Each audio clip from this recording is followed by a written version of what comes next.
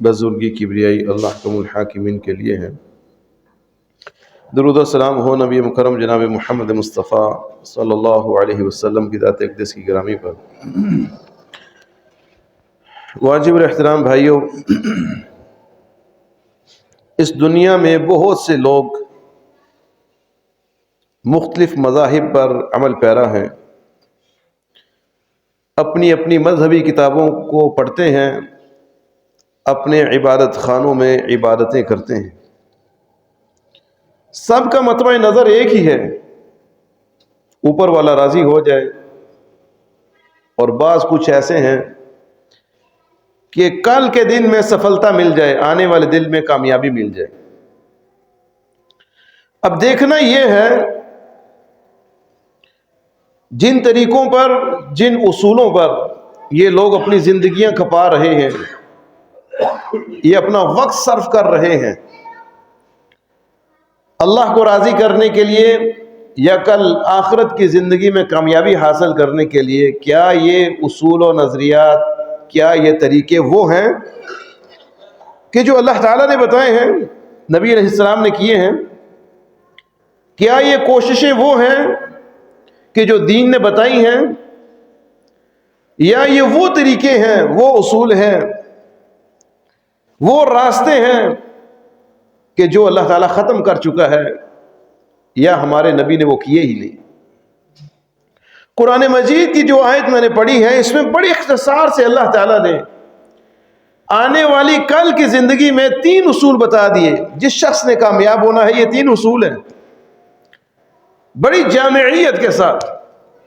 من اراد الاخرہ، پہلا اصول بتایا کہ جو آخرت چاہتا ہے، آخرت کی چاہت، آخرت کی طلب، آخرت کی خواہش ہونی چاہیے، کل کی خواہش ہونی چاہیے۔ پہلا اصول یہ ہے کہ آخرت کی چاہت ہو، اور جن لوگوں کو آخرت کی چاہت ہوتی ہے، ان کی پہلی صفت یہ ہے کہ ان کی زندگی میں وہ معاملات، وہ امور یا وہ اعمال زیادہ قابل ترجیح ہوتے ہیں کہ جو کل مرنے کے بعد ان کو فائدہ دیتے ہیں۔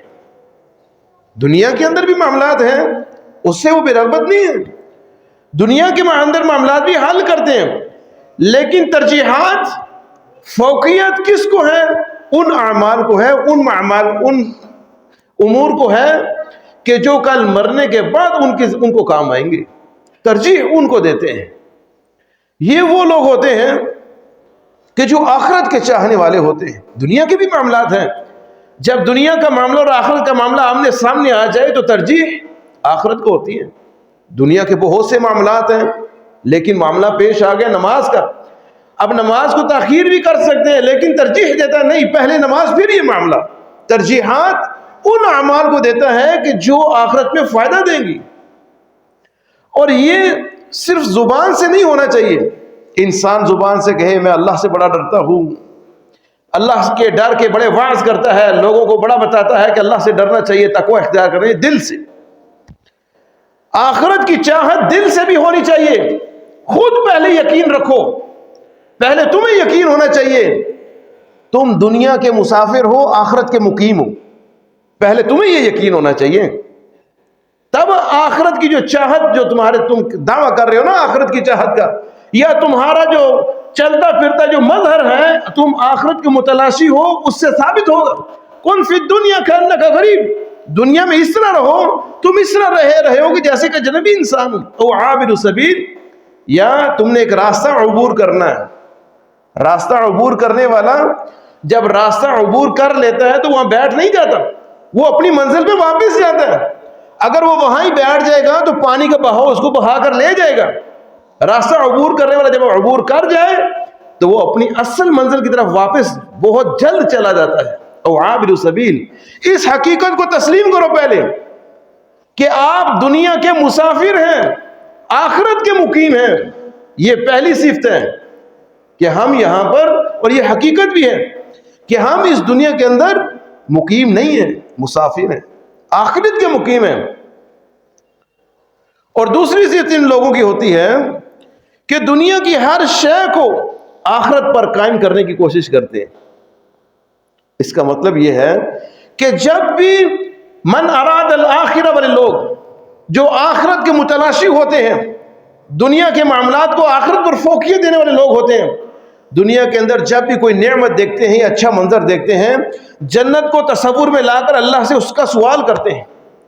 دنیا کے اندر کوئی عذاب یا اس نوعیت کا کوئی تصور دیکھتے ہیں تو جہنم کو اپنے تصور میں لا کر اللہ کی پناہ میں آتے ہیں، اس سے پناہ مانگتے ہیں۔ اور اس طرح کے مثالیں علامہ ابن رجب حنبلی کی کتابوں میں بے شمار موجود ہیں، جو انہوں نے سلف صالحین، اولیاء، محدثین، نیک لوگوں کی دی ہیں۔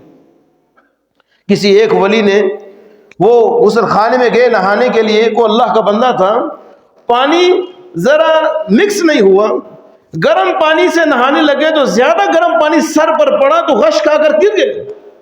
ہوش آنے پر پوچھا گیا کہ اتنا تو گرم پانی نہیں تھا کہ آپ غش کھا کر گر گئے؟ کہنے لگے کہ پانی سے نہیں گرا ہوں، مجھے فوراً ذہن میں ایک آیت آ گئی تھی، اللہ فرماتا ہے کہ جہنم کے اندر جب ہم جہنمیوں کو ڈالیں گے تو یصب من فوق رؤوسہم الحمیم، یہ ہلکا سا گرم پانی میرے سر پر لگا، منظر وہ آ گیا تھا کہ ہم جہنمیوں کے سروں پر جب کھولتا ہوا پانی ڈالیں گے تو ان کے جسم کا چمڑا جھلس جائے گا اور پیٹ کے اندر جو کچھ ہوگا یصہر بہ ما فی بطون الجلود، سب کچھ باہر آ جائے گا۔ میں اس منظر کو یاد کر کے غش کھا کر گر پڑا ہوں کہ اس منظر کا بھی ہم نے سامنا کرنا ہے۔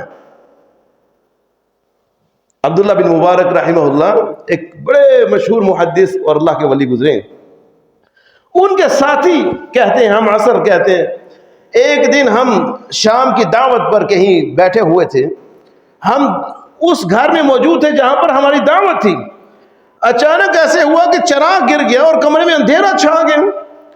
اب جتنی دیر میں گھر والا آتا ہے، چراغ درست کرتا ہے، اس کو دوبارہ جلاتا ہے، کتنی سی دیر لگی ہوگی، اس دوران ہمیں کمرے کے ایک نکر سے سسکیوں کی آواز آنے لگی، رونے کی آواز آنے لگی، کوئی رو رہا ہے دبا اپنی سانس کو دبا کر رو رہا ہے، سسکیاں لے رہا ہے۔ جب صاحب بیت نے چراغ جلایا تو ہم نے دیکھا کہ عبداللہ بن مبارک سسکیاں لے رہے ہیں اور رو رہے ہیں، داڑھی وہ تر ہو گئی آنسوؤں سے۔ وہ کیوں روئے تھے؟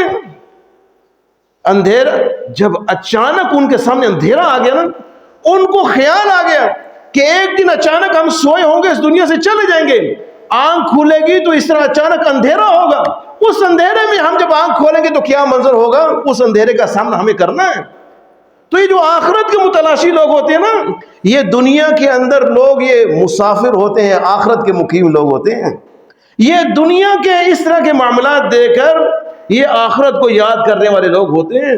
من اراد الاخرہ، پہلی شرط یہ ہے کہ آخرت کے متلاشی جو ہوتے ہیں ان کی یہ صفات ہونی چاہیے کہ دنیا کے اندر کوئی بھی ایسا منظر دیکھے انہیں آخرت یاد نہیں۔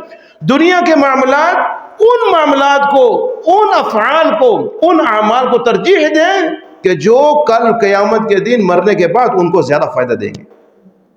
اور اس دور میں، پرفتن دور میں، تو ہمیں قدم قدم پر اس معاملے کو، اس طرح کے اعمال کو ترجیح دینی چاہیے۔ فتنوں کا دور ہے، قدم قدم پر نہ چاہتے ہوئے بھی نگاہوں سے گناہ، زبان سے گناہ، کانوں سے گناہ ہو جاتے ہیں۔ ہمیں کوشش ایسی کرنی چاہیے کہ ہم چلتے پھرتے ایسے چھوٹے چھوٹے اعمال کریں کہ جو قیامت کے دن ہمیں فائدہ دیں۔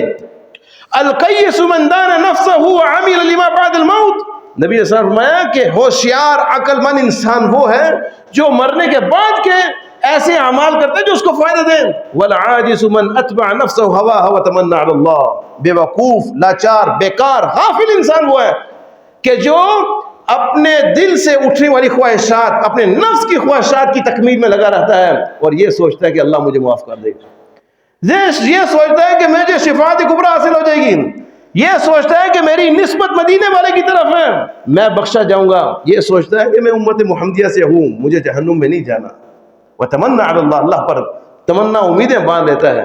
عقل مند ہوشیار انسان وہ ہے جو اپنے کل کے لیے زیادہ راہ کی۔ اللہ تعالیٰ کیا فرماتے قرآن مجید میں؟ سورہ حشر کی اس ایک آیت پر بڑے بڑے کبار علماء نے بڑی بڑی جامع کتابیں لکھ دی ہیں، مفسرین سے لے کر علامہ اقبال تک اس آیت پر تبصرہ کرنے پر، کتاب لکھنے پر مجبور ہو گیا۔ وَلْتَنْظُرْ نَفْسٌ مَا قَدَّمَتْ لِغَدٍ، اللہ فرماتا ہے کہ تمہیں دیکھنا چاہیے کہ تم نے کل کے لیے کیا کل کے سفر کے لیے کیا تیار کیا ہے، کل کے لیے تمہاری تیاری کیا ہے، تمہاری کل کی تیاری کیا ہے۔ دیکھو، کیسے دیکھیں؟ ہم اپنا نامہ اعمال پڑھ سکتے ہیں، دیکھ سکتے ہیں ہم اپنا نامہ اعمال کہ ہمارے نامہ اعمال میں کتنا ہمارا سفر کا زاد موجود ہے، کتنی ہماری نیکیاں موجود ہیں۔ اس کا خلاصہ بڑے آسان سے الفاظ میں ہے، محدثین نے بڑے آسان سے الفاظ میں لکھا ہے کہ کل کی تیاری کے لیے دو چیزوں کا ہونا ضروری ہے، ایک ہے تعداد اعمال اور ایک ہے معیار اعمال۔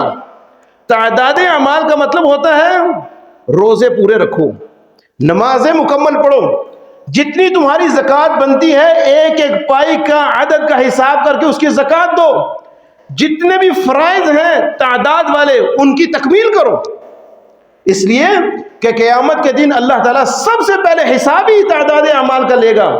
انسان کی عمر کا نسبت کا پوچھا جائے گا اس کی عمر کتنی ہے۔ یہ میں اور آپ سوچتے ہیں میں حساب دینے کے لیے کھڑا ہوں گا تو پتہ نہیں کتنے سال لگ جائے گا، نہیں، حساب منٹوں سیکنڈوں میں ہے۔ آج ہمارے سافٹ ویئر ہم نے اپنے ہاتھوں سے بنائے ہیں، ہم ان میں حساب اتنی فرصت میں جلدی میں کر لیتے ہیں، تو اللہ تعالیٰ کا حساب تو وہاں پر حاسبین اللہ کے فرشتے ہوں گے۔ انسان کی عمر پوچھی جائے گی، اس کی عمر دیکھو کتنی ہے، 65 سال عمر ہے، بالغ کتنی عمر میں ہوا تھا، یہ 12 سال کی عمر میں بالغ ہوا تھا۔ باقی جو اس کے 53 سال بنتے ہیں، 53 سال کو 30 سے ضرب دو، جتنے روزے بنتے ہیں دیکھو اس نے روزے رکھے ہیں کہ نہیں رکھے، کتنے روزے چھوڑے، اس کے ساری زندگی کی 5 سے ضرب دے کر دیکھو کہ اس کی نمازیں کتنی بنتی ہیں، اس نے تعداد اعمال میں نمازیں پوری کی ہیں یا نہیں کی ہیں۔ یہ جب مکلف ہوا تھا زکوٰۃ دینے کا، اس کی پائی چیک کرو اس کی زکوٰۃ کتنی بنتی ہے، اس کے ساتھ ایک سیکنڈ میں پتہ چل جائے گا کہ اس نے زکوٰۃ دی ہے یا نہیں، اس کی زکوٰۃ کتنی بنتی تھی۔ تعداد اعمال کا حساب انسان کی عمر سے ضرب دے کر انسان کے سامنے رکھ دیا جائے گا، اس کا حساب لیا جائے گا۔ تعداد اعمال کی تیاری یہ بہت ضروری ہے۔ دوسری چیز معیار اعمال۔ معیار اعمال کیا ہوتا ہے؟ روزے پورے ہیں، نمازیں پوری ہیں، زکوٰۃ بھی دی ہے، صدقات و خیرات سب کچھ کیا ہوا ہے، معیار کیا ہے؟ ان کی ادائیگی میں ان اعمال کی حفاظت اخلاص کے ساتھ ہوئی ہے یا ریاکاری اور شہرت تھی؟ یہ جو اعمال کیے ہیں پورے ہیں، روزے پورے ہیں، حج زکوٰۃ پورے ہیں، صدقات و خیرات پورے ہیں، سب چیزیں پوری ہیں، ان کی ادائیگی میں اخلاص کے ساتھ ان کی حفاظت ہوئی تھی یا کہ شہرت تھی، ریاکاری تھی؟ یہ معیار ہے، چیک کیا جائے گا۔ دوسرا معیار کہ یہ اعمال ادا کرتے ہوئے اطاعت رسول کی موافقت تھی یا مخالفت رسول تھی، بدعات تھی، یہ چیک کیا جائے گا۔ کل کی تیاری کے لیے آسان سے یہ محدثین نے ہمارے سامنے فارمولہ رکھ دیا ہے کہ وَلْتَنْظُرْ نَفْسٌ مَا قَدَّمَتْ لِغَدٍ، کہ کل کے لیے دیکھو کہ تم نے کیا کیا ہے، تعداد اعمال کی تیاری کی ہے کہ نہیں، تعداد اعمال پورے کیے ہیں یا نہیں، ان اعمال کو کرتے ہوئے اخلاص کے ساتھ حفاظت کی ہے یا نہیں، یہ ریاکاری اور شہرت مطلوب تھی تمہیں، ان کو ادا کرتے ہوئے تم سنت رسول کو، اپنے اعمال کو سنت رسول پر پیش کرو۔ کس چیز کی کمی ہے، کس کتاب کی کمی ہے، کون سی حدیث ہم لوگوں کے پاس نہیں ہے، کون سی قرآن مجید کی تفسیر ہماری لائبریریوں میں نہیں ہے، اپنے اعمال کو چیک کرو۔ قیامت کے دن یہ معیار چیک کیا جائے گا، اگر یہ اس کی موافقت میں ہوا تو قبول کر دیا جائے گا، مخالفت میں ہوا تو رد کر دیا جائے گا۔ وَلْتَنْظُرْ نَفْسٌ مَا قَدَّمَتْ لِغَدٍ۔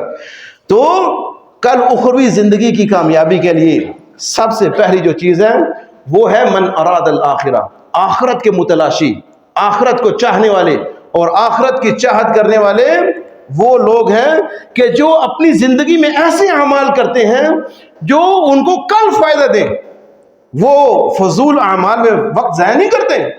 یہ عمل بھی مستحب ہے، کر لیا جائے ٹھیک ہے، بزرگوں نے بتایا ہے، کتابوں میں لکھا ہوا ہے یہ بھی کر لیا جائے ٹھیک ہے، اس دن کا اس نیت سے روزہ رکھ لیا جائے، اس نیت کا اس دن کا قیام کر لیا جائے، نہیں، وہ اپنے اعمال کو ضائع نہیں کرتے، وقت کو ضائع نہیں کرتے، ایسے عمل ہی نہیں کرتے کہ جس کا وجود رسول اللہ سے موجود ہی نہیں۔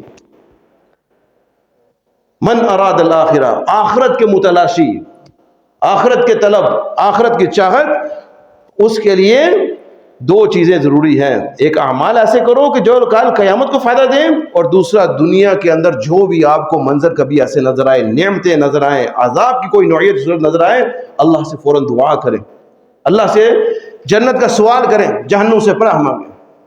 دوسری شرط اللہ تعالیٰ نے اس کے ساتھ ہی بتائی، وَسَعَى لَهَا سَعْيَهَا، صرف آخرت کی چاہت نہیں ہے، اس کے لیے کوشش بھی کرنی ہے۔ کوشش ایسی ہونی چاہیے کہ جو ما حاصل ہو لا حاصل نہ ہو، ماں حاصل کوشش ایسی ہوتی ہے کہ آپ نے آخرت کی چاہت دل سے کی ہے اور پھر اس کے لیے کوشش بھی کی ہے اور اس کوشش پر نتیجہ بھی مرتب ہوگا، اجر بھی ملے گا۔ ایسی کوشش نہیں ہونی چاہیے کہ جس پر اجر مرتب نہ ہو، نتیجہ مرتب نہ ہو، وہ حاصل کوشش ہے، ردی کوشش نہیں کرنی۔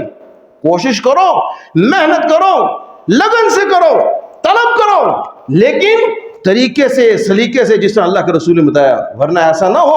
اللہ تعالیٰ فرماتے ہیں کہ قیامت کے دن کئی ایسے لوگ آئیں گے کہ جو بڑے خوش خرم ہوں گے، آج ہم کامیاب ہوں گے، ہمیں کوئی چیز رکاوٹ نہیں ہے ہماری کامیابی میں۔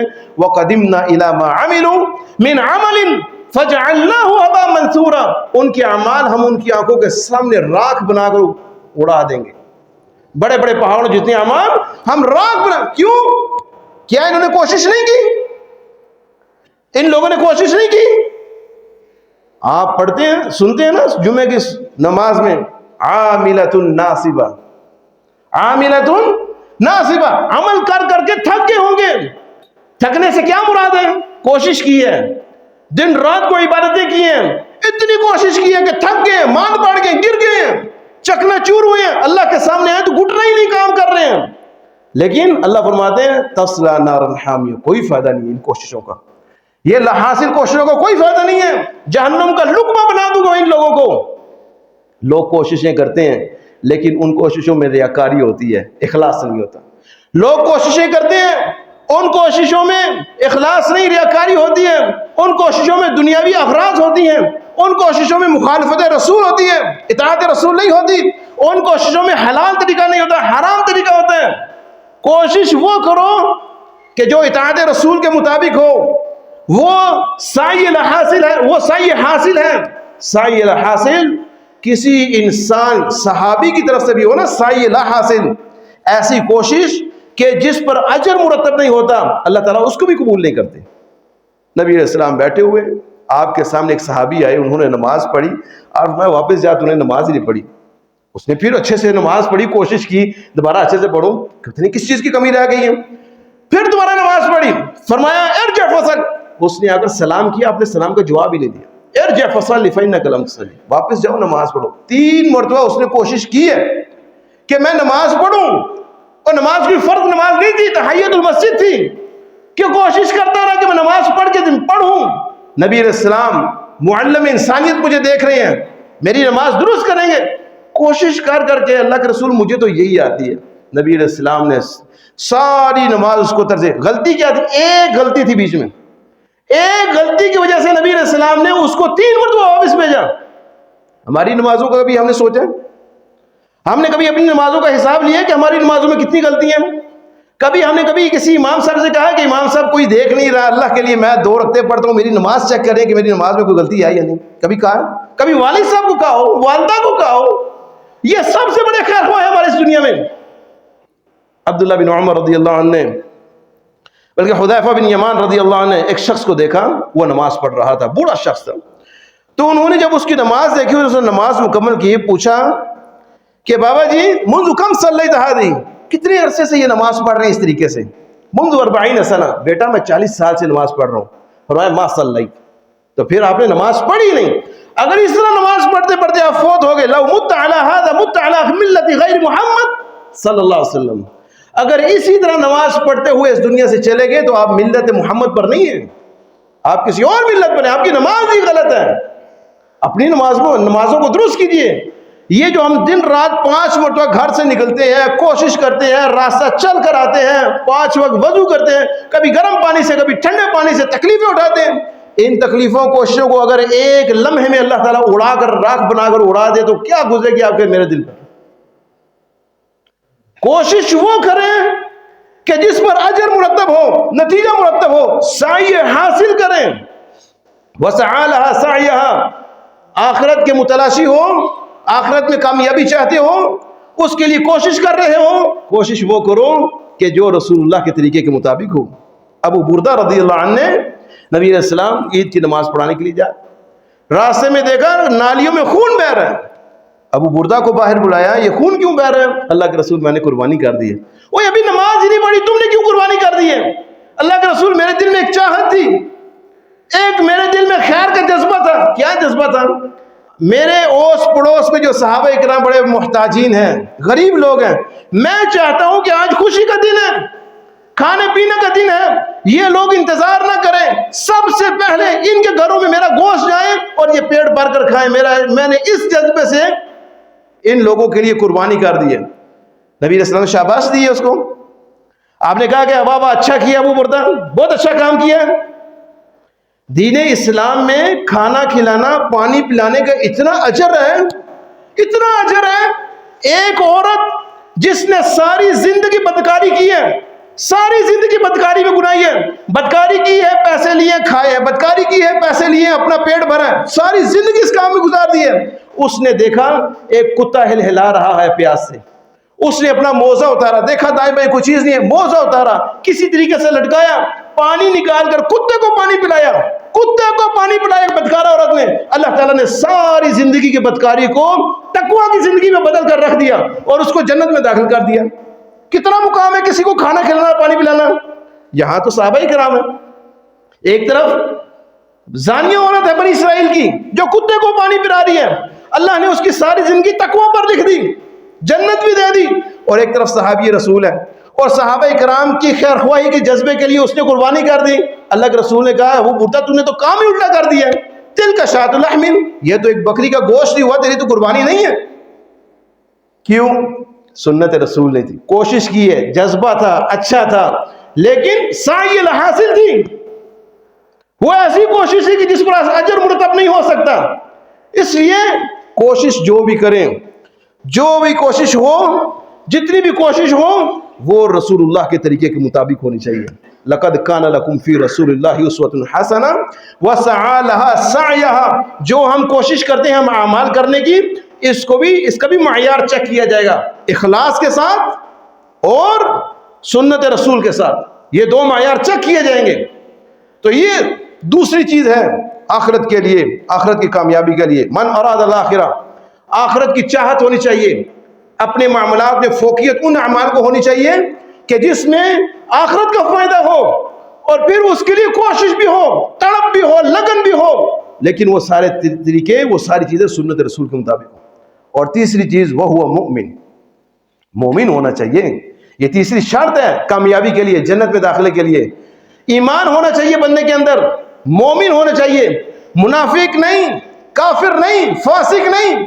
وہ لوگ جو صحیح العقیدہ ہیں، موحدین ہیں، لیکن فاسق ہیں، غافل ہیں، منافق ہیں، ان درجوں میں آتے ہیں، ان لوگوں کو بھی پہلے جہنم میں تپایا جائے گا، ان لوگوں کو جہنم میں جلایا جائے گا، اتنا جلایا جائے گا کہ ان کا خون اور ان کا گوشت جل جل کے جہنم کے لیے خالص ہو جائے، پھر ان لوگوں کو جنت میں داخل کیا جائے گا۔ وہ ہوا مومن، جنت میں جانے کے لیے ایمان، مومن ہونا شرط ہے۔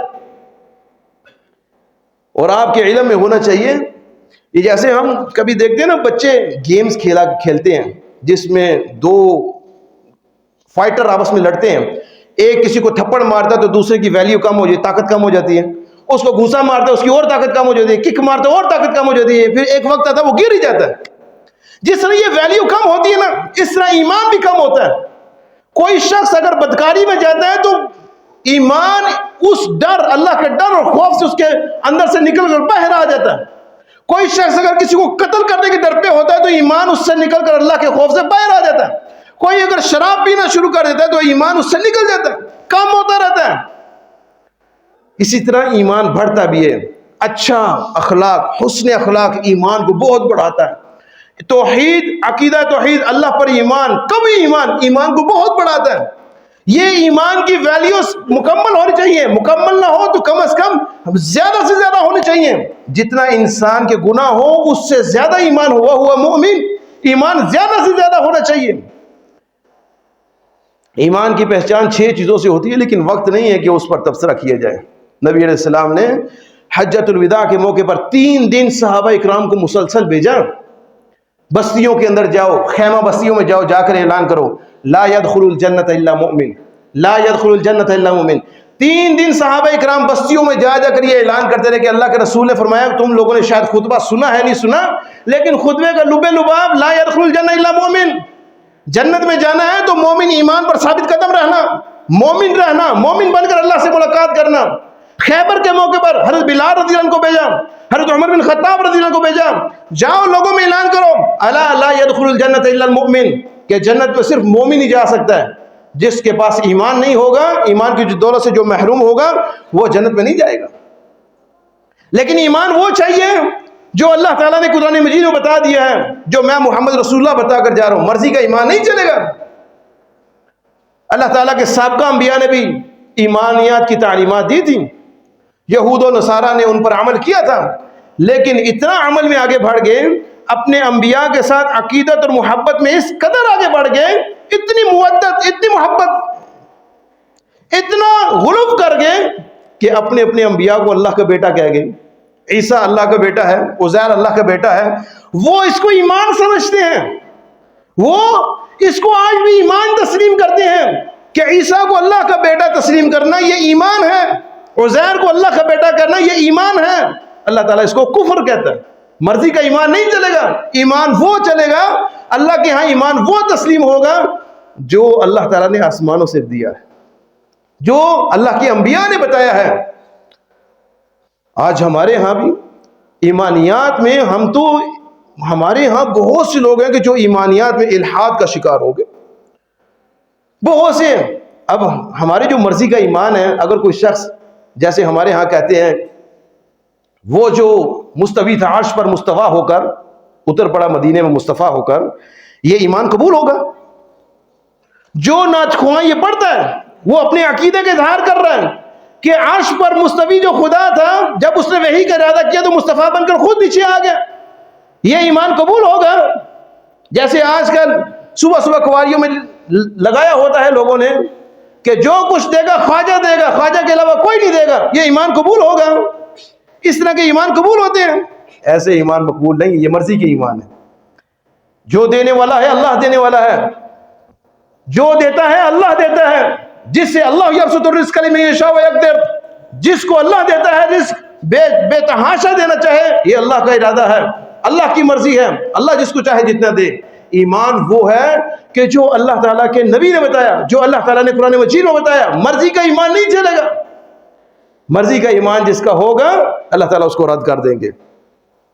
تو یہ تین شرائط تھیں، من اراد الآخرہ، آخرت کا ارادہ کرنے والے، آخرت کے متلاشی، ایسے معاملات کو ترجیح دیتے ہیں جو آخرت میں فائدہ دیں گے، وسعی لہا سعیا، پھر دل سے اس کی کوشش بھی کرتے ہیں کرنے کی، اور پھر وہ ہوا مومن، اس نیت سے کرتے ہیں کہ فَأَمَّا الَّذِينَ آمَنُوا فَزَادَتْهُمْ ایمانا، یہ جو ہم نیک اعمال کر رہے ہیں اس کے ذریعے ہمارا ایمان بڑھے گا۔ ایمان بڑھے گا، جتنا ایمان بڑھے گا اللہ کے ہاں اتنا آسانی سے نجات پا جائیں گے۔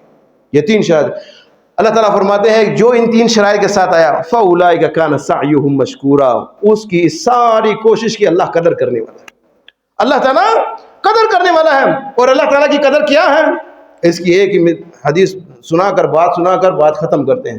اللہ تعالیٰ جس انسان کی قدر کرتا ہے اس جیسی قدر کوئی بھی نہیں کرنے والا، اور اللہ تعالیٰ انسان کے چھوٹے چھوٹے عمل، محدثین نے اللہ تعالیٰ کی قدر کے تین مراتب ذکر کیے ہیں۔ پہلا مرتبہ یہ ہے اللہ کی قدر کرنے کا کہ بندہ ایک نیکی کرتا ہے اللہ تعالیٰ بدلے میں ایک نیکی لکھوا دیتا ہے۔ دوسرا مرتبہ یہ ہے کہ بندہ ایک نیکی کرتا ہے بدلے میں اللہ تعالیٰ اس کے اخلاص کے مطابق کبھی 10 گنا لکھواتا ہے، کبھی 70 گنا لکھواتا ہے، کبھی 700 گنا، الی 700 ضعف، 700 گنا، اور کبھی اس سے بھی بڑھا کر، جیسے حدیث میں آتا ہے کہ ایک کھجور صدقہ اللہ تعالیٰ احد پہاڑ جتنا بڑھا کر لکھوا دیتے ہیں۔ احد پہاڑ، ایک کھجور کا صدقہ، جس کا جتنا اخلاص ہوگا اس قدر اللہ تعالیٰ اس کی قدر کرے گا، یہ اللہ کی قدر ہے۔ اور تیسرا درجہ وہ اللہ تعالیٰ کے پاس ہی ہے۔ ایک صحابی کسی صحابی کی عیادت کرنے کے لیے نکلے ہیں، ہم سے کوئی روٹ جائے نا، کوئی کسی سے کوئی غلطی کوتاہی ہو جائے، وہ مرتا بیماری میں مر جاتا ہے، ہمیں توفیق نہیں ہوتی اس کی عیادت کرنے کے لیے۔ ایک صحابی نکلے اپنے گھر سے، اللہ جانے وہ کس نیت سے نکلے اور کس ارادہ سے نکلے۔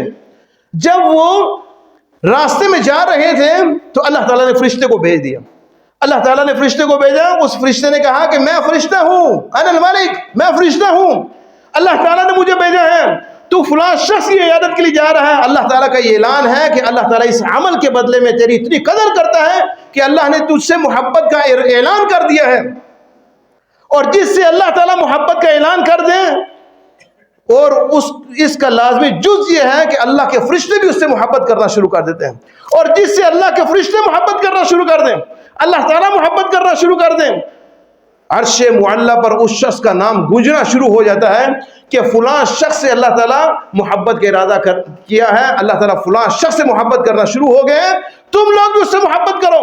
صرف محبت ہی نہیں کرتے عرش معلی کا فرشتے، اس کی مغفرت کے لیے دعائیں بھی کرتے ہیں۔ یہ کتنی بڑی قدر ہے! یہ اللہ تعالیٰ انسان کے اعمال کا قدردان ہے کہ انسان چھوٹے سے چھوٹا عمل کرتا ہے لیکن اللہ تعالیٰ اس کے اخلاص کے مطابق اس کی قدر کرتا ہے۔ کبھی ایک نیکی کے بدلے ایک نیکی، کبھی ایک نیکی کے بدلے میں 10 نیکیاں، کبھی ایک کھجور کے صدقے کے مطابق انسان کو جہنم سے آزادی، کبھی ایک کھجور کا صدقہ کرنے میں انسان کے نامہ اعمال میں احد پہاڑ جتنا اجر لکھ دیا جائے۔ یہ انسان نہیں ہے کہ انسان کو بدلہ دے رہا ہے، یہ اللہ انسان کو بدلہ دے رہا ہے، یہ اللہ کا بدلہ ہے، اللہ کی قدر ہے۔ وما قدر اللہ حق قدری، اللہ تعالیٰ تو ہمارے اعمال کی ہماری قدر کرتا ہے لیکن ہم اللہ کی قدر نہیں کرتے۔ اس لیے اللہ تعالیٰ سے دعا ہے کہ اللہ تعالیٰ میں کتاب و سنت کو سمجھ کر عمل کرنے کی توفیق عطا فرمائے۔ وما علینا